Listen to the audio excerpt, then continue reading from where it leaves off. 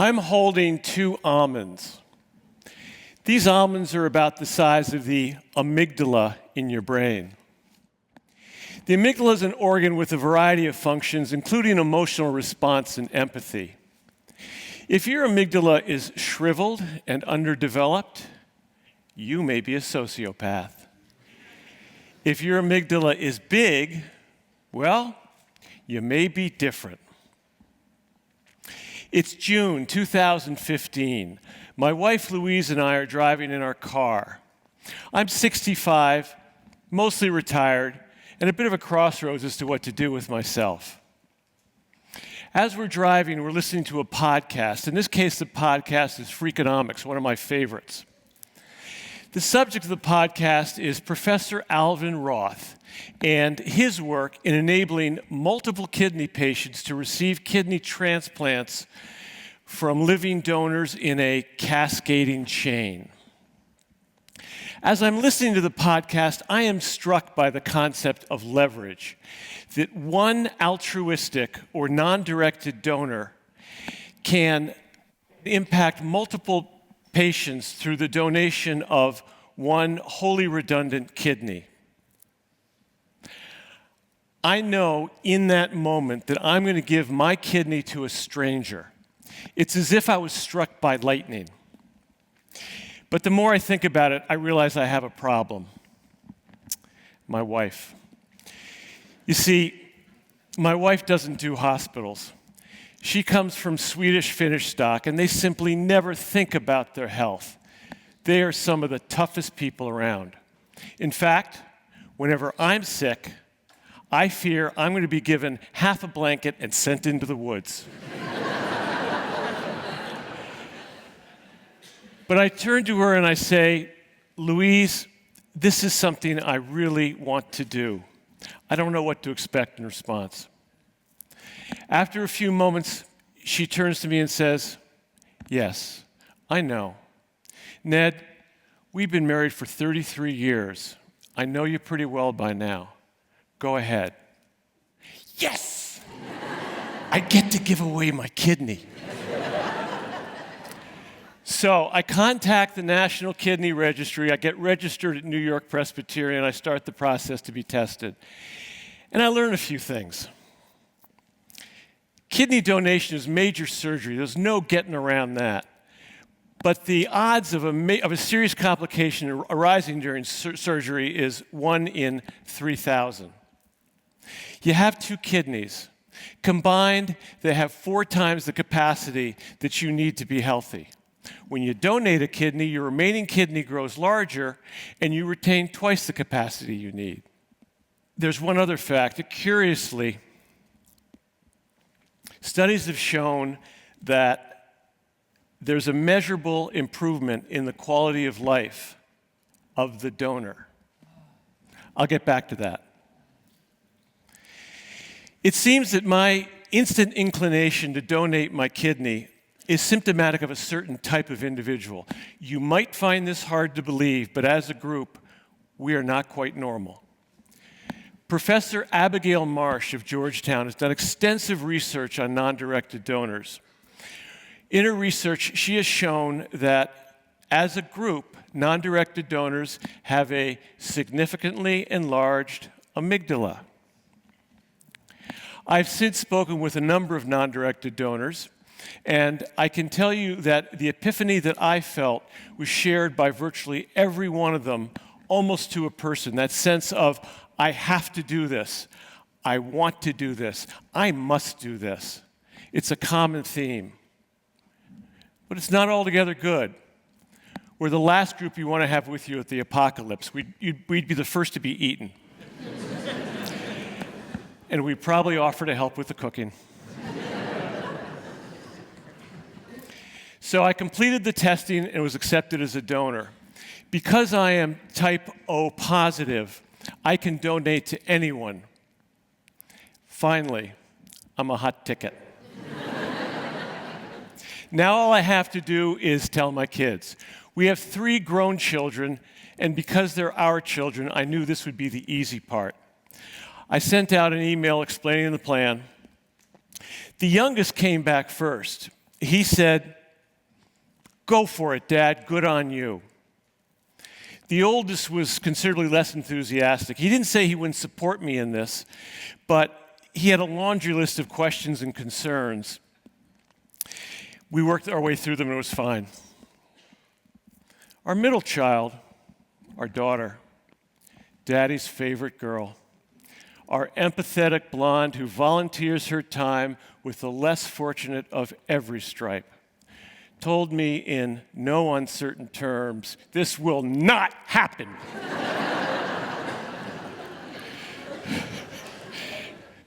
It appears that her amygdala is not as big as I thought. So we did the slow climb up the mountain. I addressed her every concern until finally she said, "Well, you're going to do this anyway, but I am not happy about it." So I went to the hospital to meet with the coordinator to talk about the dates I'd be available for the operation. I said I have a window of September 23rd to middle of November. The donor looked at me and she said, "Ned, you're O positive. When I hit this button, you're going to light up computer screens across the country." Indeed, the surgery took place on September 23rd, and all went well. My donation resulted in a chain of 3 transplants. My kidney went to my recipient in Denver. Her father's kidney went to Hartford, where the last 2 transplants took place. As a non-directed donor, you don't know who's going to be receiving your kidney until after the operation, and then only if both parties agree. In February, some 5 months later, I was contacted by Freakonomics, who asked me to come in and talk about what I had done with them on their podcast.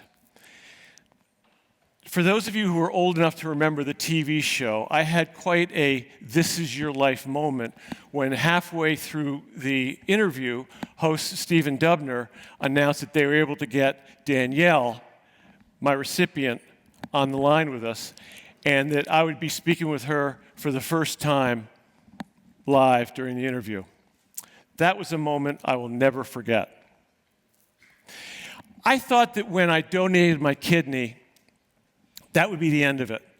I was not prepared for the transformative power of the experience.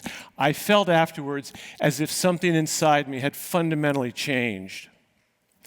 There's an author and a living donor herself who writes about donors, and this is what she says.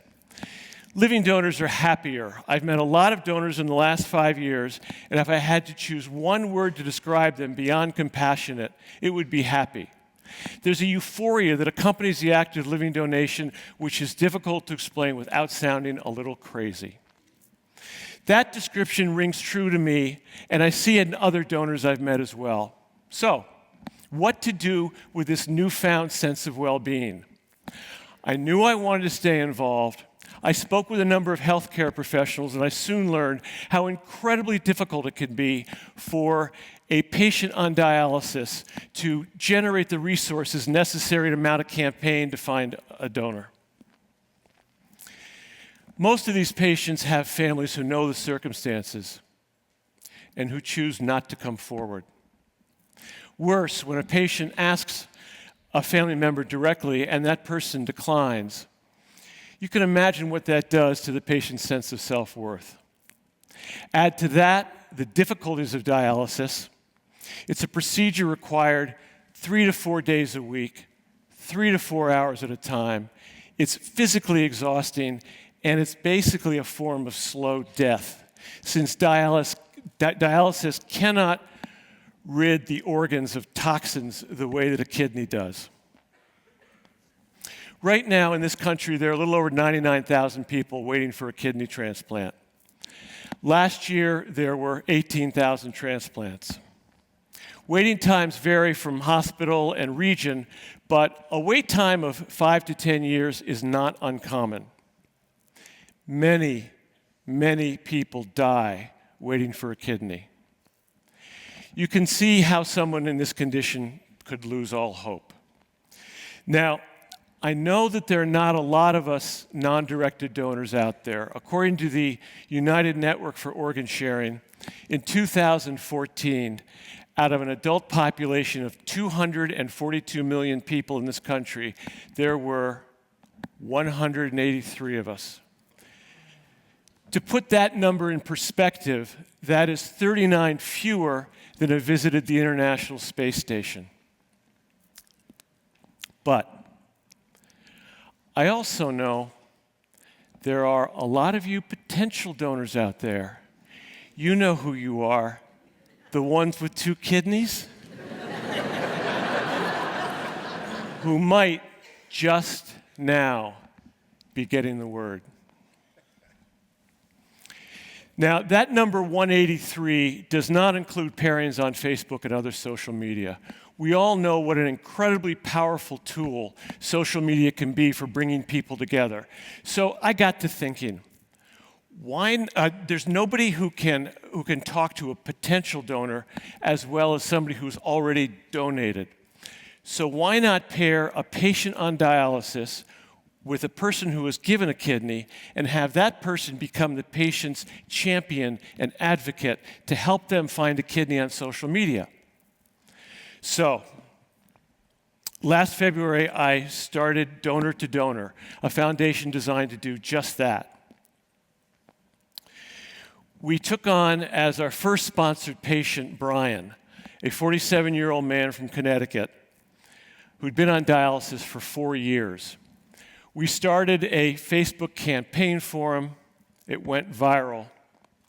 And we were contacted by a beautiful woman named Moya who volunteered to give her kidney to Brian. This is a picture of Moya moments before she gets wheeled in for the operation. I think you'll agree, this is the very definition of a nervous smile. The transplant took place on June 23rd. 2 complete strangers came together, and Brian's life was transformed.